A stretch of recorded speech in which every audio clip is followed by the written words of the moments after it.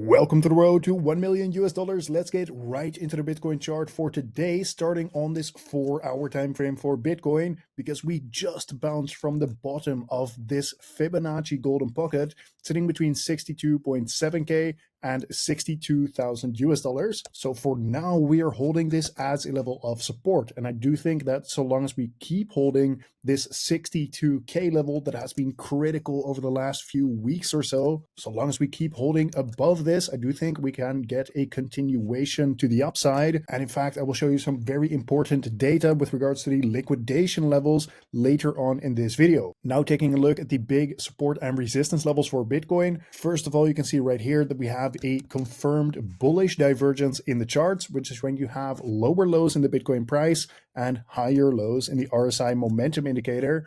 And of course, usually you see this in a short-term downtrend on the 4-hour time frame. And when the 4-hour bullish divergence actually confirms, it indicates that we are getting a break from all of that bearish price action. Now, obviously, that means that we are either getting some bullish price action or some choppy sideways price action in the short term. For now, we have mostly seen bullish price action. And of course, on Friday, I made a video saying that likely we would see the price kind of cool off here a little bit. So I'm happy with how this weekend actually played out. But if this now turns out to be a higher low, so where this is one low and then we have a higher low right here, that would point towards another move to the upside. Therefore, let's take a look at some of the critical levels of resistance to pay attention to. First of all, we have this important level right here at 64.3K for the Bitcoin price, with above that this big level of resistance between 65,000 and 66,000 US dollars. Although keep in mind that there are some short-term levels of resistance between the current price and this first level of resistance right here at 64.3K. So let's take a look at those right now. For example, you can see a very important level right here being this 0.236 Fibonacci level sitting at 63.3K for the Bitcoin price. And I mentioned this in my videos on Friday and Saturday as well. And we saw two perfect rejections from this level both times. So if we now get another move to the upside here, do expect there to be some resistance, although of course we can break through this level now. So that is just something to keep in mind. Basically, be a little bit cautious longing into this level of resistance. But of course, if we break through this level, then potentially we could go higher up to those next levels of resistance that I was talking about earlier in the video. If we are just looking at the immediate short term on this 1-hour time frame here, this is an interesting level to pay attention to, this 0.65 level in the chart, being this 62.7K level for Bitcoin, because breaking above this could point towards more bullish price action, for example, going up to these recent highs here. However, this is right now also a level of resistance. So therefore, you could see another rejection back down to this 62K level.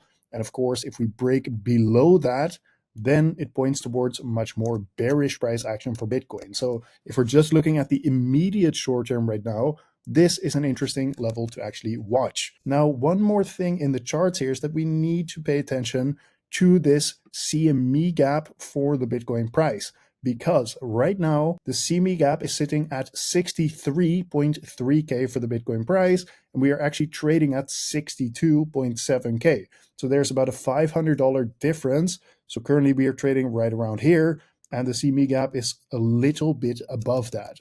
Now, usually over 90% of these CME gaps actually tend to get filled. So therefore, it wouldn't be crazy to see another move up to that level, that 63.3K level, roughly speaking. Do look for a potential closing, a potential filling of that CME gap.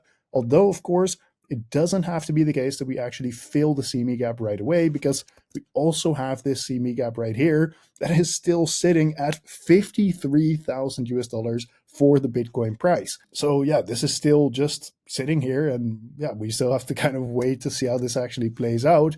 But I think for now, in the immediate short term, it is very likely that this CME gap actually ends up getting filled. Lastly, taking a look at the Bitcoin liquidation heat map, we just took out a big level of liquidity on this 24-hour time frame. and are now reversing to the upside, potentially ready to grab this big level of liquidity here at about 63.3K for the Bitcoin price. Now, as always, make sure to do your analysis and look at all the important levels of resistance, etc. But these big pockets of liquidity tend to act like magnets for Bitcoin, where the Bitcoin price is likely to get attracted to those levels to take out this level of liquidity here. So that is potentially something to look out for. And on this 1 week Bitcoin liquidation heat map, you can see a similar story here, where again, there's a lot of liquidity to the upside, about $400 million worth of short positions that would get liquidated if the Bitcoin price reaches this level at 63.5K. As far as liquidity to the downside goes, we do have some liquidity at, for example, 61.7K,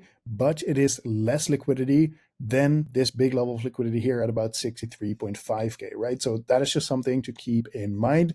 For now, to me, this looks like we are just in an uptrend, potentially making a higher low, and therefore another move to the upside to, for example, sweep this level of liquidity here, but even go higher is likely, in my opinion. But that is, of course, not financial advice. I'm simply telling you what I see in the charts, and you can do with that information what you like. Now, as far as a short-term warning signal goes, if we now lose 62K as a level of support, as I said, that would likely be pointing us further to the downside, but for now that is not the case. So it is just something you could look out for in the charts. Either way, this has been today's market update. If you want to learn how to do technical analysis like I did in my video, I can show you the basics completely for free because I created a free trading course, which you can find the link to in the video description. So go check that out. Either way, if you do end up checking it out, thank you for watching once again, and I will see you tomorrow in the next one.